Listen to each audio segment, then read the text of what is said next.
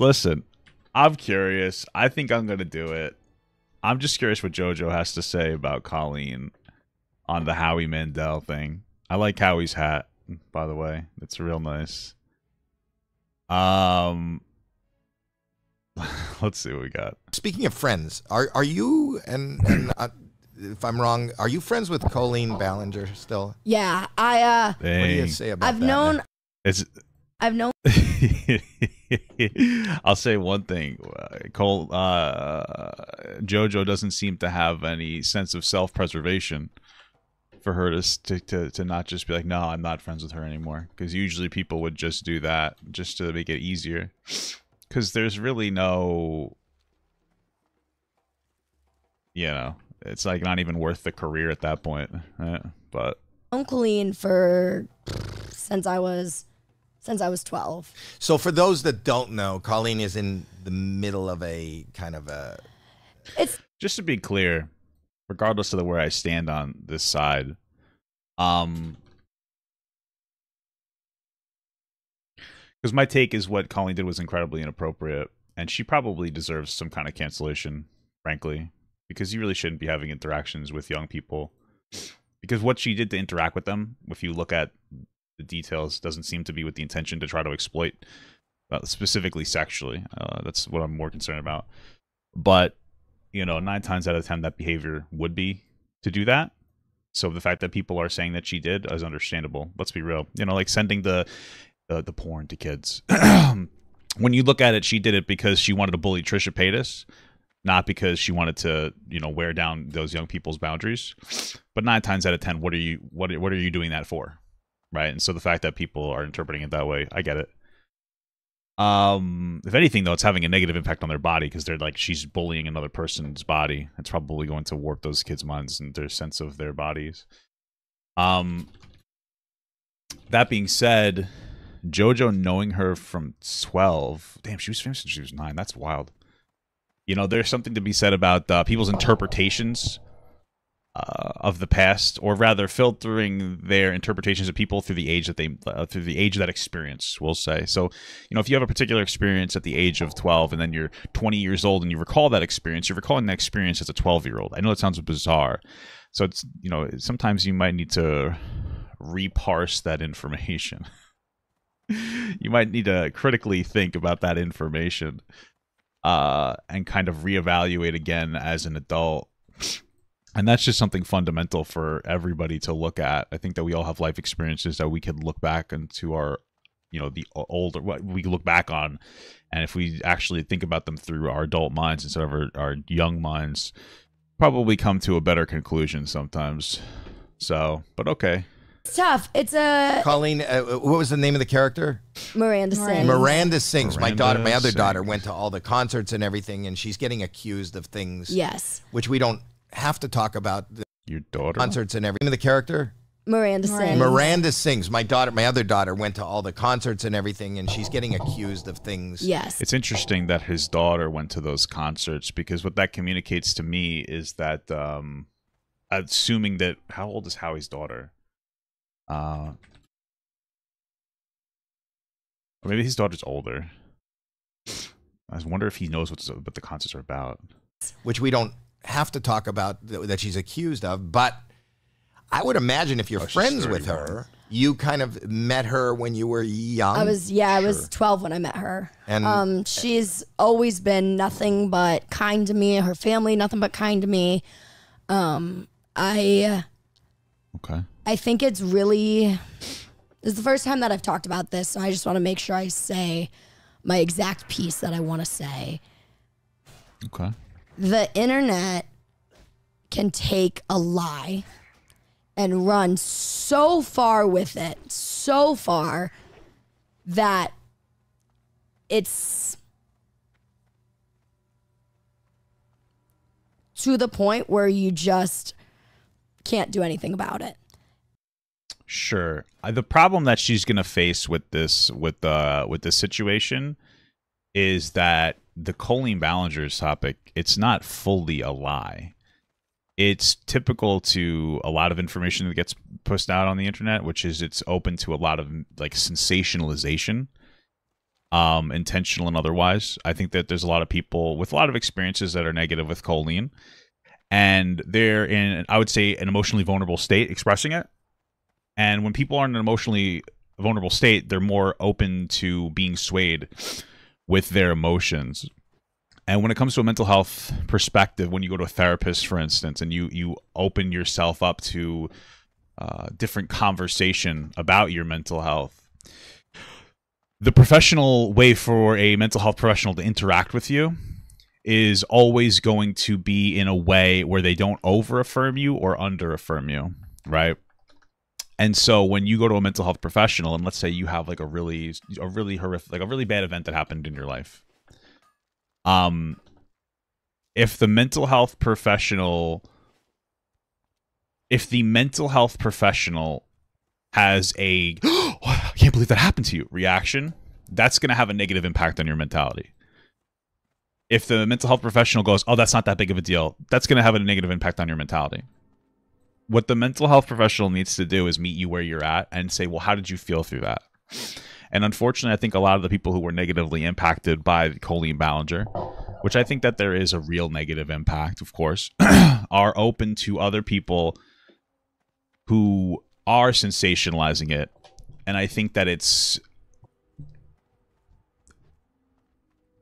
shifting, and I think that it is making the, and I will say, like, yeah, the victims of Colleen Ballinger feel worse about their experiences and unintentionally sensationalizing their experiences. That's what I think is happening. And I think that there's a lot of moving parts here. Ultimately, what Colleen Ballinger did was incredibly inappropriate, regardless. But she's not like a groomer, realistically speaking. Not in the traditional sense. You know, if we're going to, you know, grooming is setting is, and I know people's instantaneous response will be like, well, Papa God, you don't have to groom for sex. And it gets into a whole conversation of, you know, traditionally grooming is setting a child up for sexual exploitation. Are there other forms of it? Absolutely. First and foremost, it doesn't have to be a child. What Andrew Tate did to those women, that was grooming.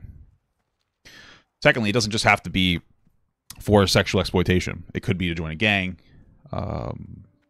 terrorist organization, sell drugs. And then you get into the conversation about like what grooming is in a non-predatory sense, and that is just setting somebody up for a thing. My understanding is that the going narrative is not that she's a sexual groomer, but then they'll constantly bring up the sexual things that she did, which are inappropriate, but we know from what we've seen that it wasn't to set a child up for sexual exploitation. Like I said, sending those images of Trisha Paytas wasn't to wear down their boundaries, it was to make fun and bully Trisha. Sending that underwear, which is a really bad optic look, it wasn't to try to do that, again, wear down sexual boundaries, just because she thought that was a funny joke, which it's not. And by 30, you should know that that's not an appropriate joke. When that fan had mentioned ask Q&A questions, and she responded with, like, oh, you should, are you a virgin? You should ask if they're a virgin, or if you said your favorite sex positions. Again, the first thing that comes to mind is wearing down the boundaries of a child. But I don't think that's what she was trying to do, because it was a joke. And the person responded in kind, like, go fuck yourself, kind of thing. Either way, I'd say 9 times out of 10, if an adult, let's just say like 9.5 times out of 10, if an adult asks those questions to a kid, that would be what they were trying to do, something inappropriate. And so when you look at all the specifics, like, yeah, I don't think that her intention was to exploit anybody. It's still inappropriate. My point is, people will accept that it's not some kind of sexual grooming, and then they'll say, yeah, but look at all the sexual things she did, in a way that it suggests that it was some kind of sexual grooming. That being said, the grooming is like for exploitation of labor, I think a lot of people are saying. And simply put, like, she wouldn't have to do that. I don't think that that's not what it is. People liked her a lot. And so, yeah, maybe she took advantage of her position. But I wouldn't use the word grooming. People say that she would use her fans to bully people. That might be true. I wouldn't call, you know, someone like Leafy a groomer for using his fans to bully people. You know, I just think that the word grooming is being very disproportionately applied to this situation. And I think that even if you think it's a different form of grooming, the people are trying to grab that most intense energy from the term grooming and apply it to this situation as a sensationalization method. Mostly the news individuals reporting on this topic, right? We know that's how it goes. It doesn't mean she doesn't deserve criticism, but it also doesn't mean it's all a lie. But those lies are open to a sensationalized interpretation, which is a lot of what happens on the media. So, yeah. And I've had that happen to me. And I know Colleen very, very, very well. And I think the work that Colleen has done for the internet is incredible. I think her creativity is incredible. Miranda sings. Well, creativity is nothing to be... I mean, does she just sing other people's songs? What? Is a character, is a comedian. And I think that it's very hard to be a character where people are also looking at you as you're a real human behind that character. And I think being a comedian is very hard because you were able to do things years ago that were okay. And now that we've grown and we've matured, we've realized that they're not okay. You know what I mean? I agree with this when it comes to people criticizing her content, like her humor, we'll say. The problem is that the character doesn't extend to like the private conversations that she has with people. So it sounds like what she's saying is, hey, Colleen is a character, and we don't always know where it starts and ends because it's like almost a real person. But you kind of lose that once you get into private DMs with people, and all of a sudden it's like, oh yeah, you shouldn't be interacting like this. Like, you should know better. You are not your character that's like pretending to be like a 12-year-old or something. I think that's what her character is, pretending to be like a high school or a middle school student or something stupid like that. It's a lot of poop and fart jokes. So But you, as somebody who's been in the public eye for a long time, yes. Do you think that it is appropriate to communicate openly with everybody that reaches out to you? No, I don't think that communicating with fans is... You got to be careful to not what I'm saying, to not blur a friend-fan line. It's very tough. And here's my question to you. Regardless of judging whatever specifically is being said that was happening, and I'm just saying this as a parent again. You said you started communicating with her when you were 12. Yes. Is you want to be a parent? But you guys were in the same... Just to be clear, there's a difference between a 12-year-old celebrity in this context and a 12-year-old like non-celebrity, right? For her to have an association with Colleen at 12 as a celebrity, it's a little bit different, as long as there's a professional barrier maintained. Though I don't know if Colleen maintains those professional barriers. I guess that would be a real problem, huh?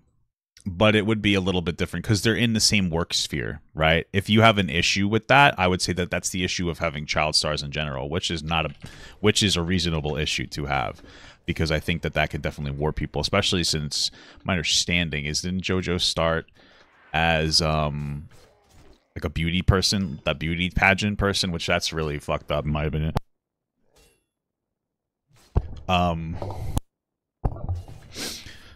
So yeah.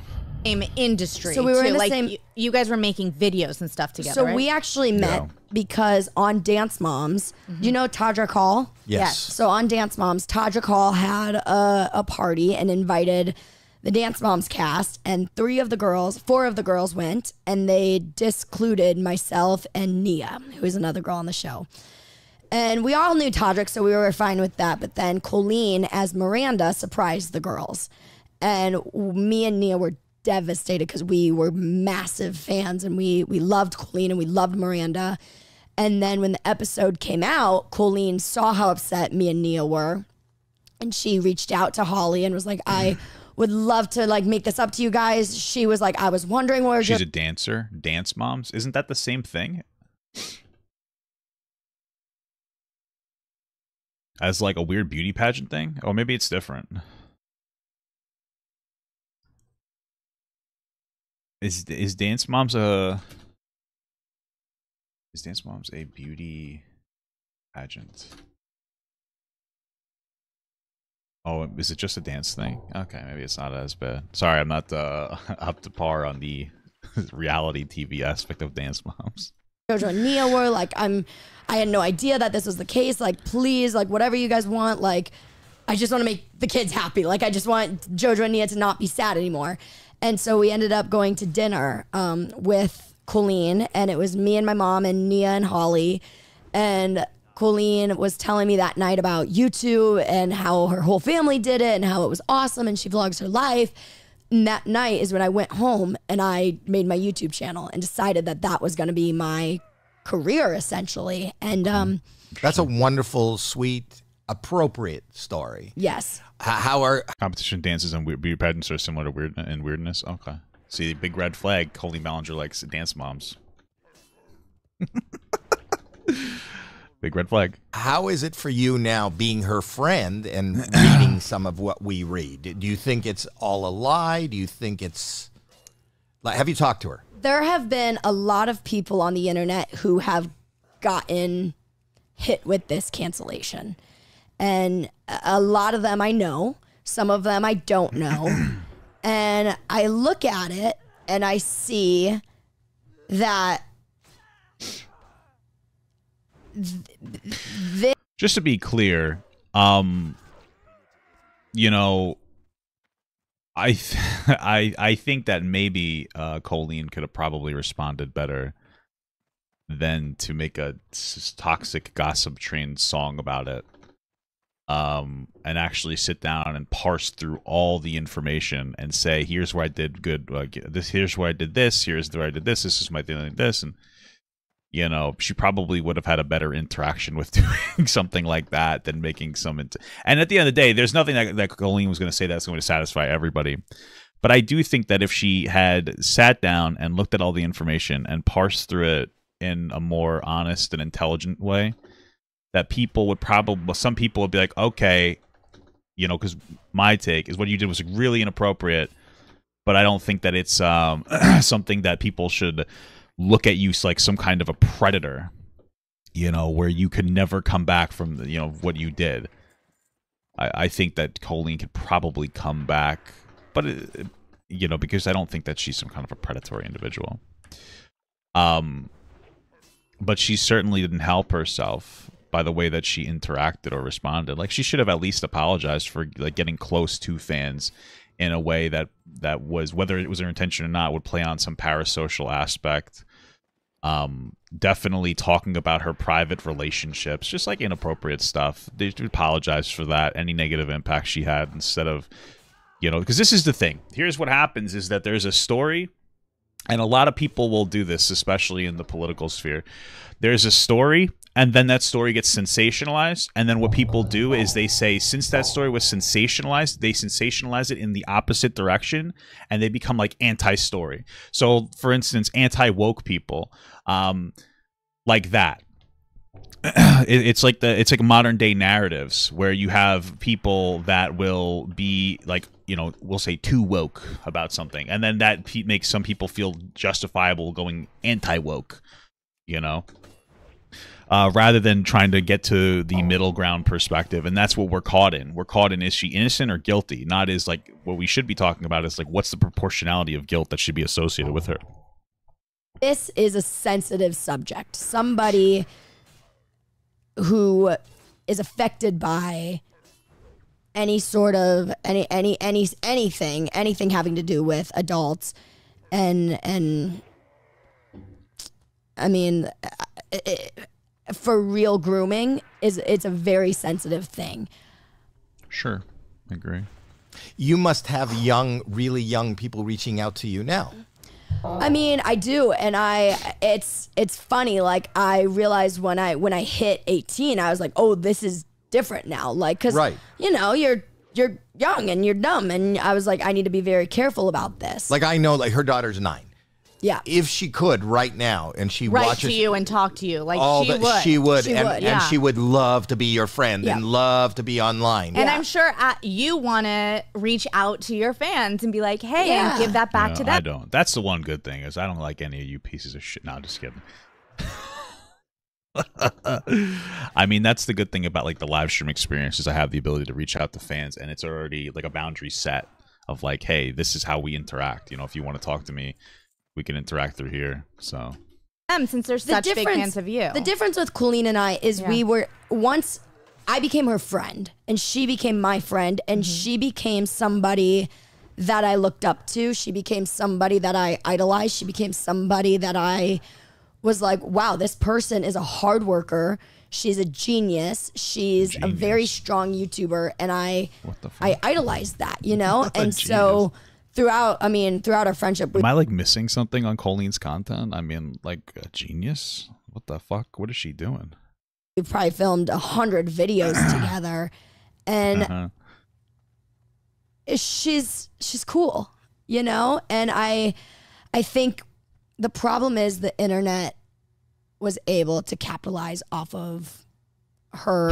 This is so unproductive because nothing that she's saying is ever going to get through to anybody, I don't think, that disagrees with her. Maybe it is productive. I don't know.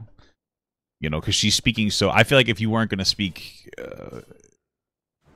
in detail about this topic, you're probably better off not speaking about it. But maybe not. Maybe just telling people like, hey, listen, I think things are getting out of control is fine. But, you know, I think it needs to be accepted that there are inappropriate aspects of it. What the fuck is this?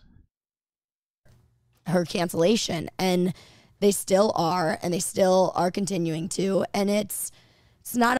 And they still are... her cancellation. And I think the problem is the internet was able to capitalize off of her cancellation, and they still are, and they still are continuing to. And it's not okay because a lot of it is based off of lies, and it is a scary. She's not wrong. There are people who've made careers off of this. This is like their entire personality. It is true. People have capitalized. Again, that doesn't mean that there's nothing to criticize on her when it comes down to this, you know. But yeah, sure, they did. But again, it's just so it's like vague posting. I don't know if this was the most productive way for her to express herself on this topic. I'm not sure if this is like really had a positive impact, but place when you put yourself, it was one thing, you know, I came to television, which is totally different. And I'm new to the internet, and I kind of found it through the kids, but it is. Yeah. Well, we knew that when he sent like a picture of someone's butthole or something last year. Isn't that what he did? Like, is a really, it's like a minefield. It is. Yeah, you know, after hearing this, I thought that it was going to be like a lot more in-depth what she said based on the way that people were talking about this. I don't necessarily disagree with JoJo on everything. I think the fact that she was 12 when she met Colleen, given the context that she was also a celebrity, isn't necessarily inappropriate to start becoming friends with her. But it's going to... cause an additional amount of bias, especially since you're parsing your experience through your 12-year-old self, and 12-year-olds are not known for being the best at parsing through information. I think that there was, you know, there probably wasn't enough acknowledgement of the negative impact that she caused. But yeah, like overall, I mean, I generally agree. Like I said, what Colleen did was incredibly inappropriate. She had a negative impact on people. That information got sensationalized. The people who were negatively impacted by Colleen have been subjected to the social media over-affirmation, which is, I think, is having a negative impact on their mental health and like hurting them, to be honest with you. I don't think that she's some kind of a predatory groomer that's trying to sexually exploit kids. If your argument is that she used her fans to bully people or attack people, that's perfectly... I mean, that's not okay behavior, but that's not grooming. It would just be disgusting, inappropriate behavior that you could come back from. The inappropriate things that she did privately, like talk about her relationships, definitely shouldn't be laying that onto young people.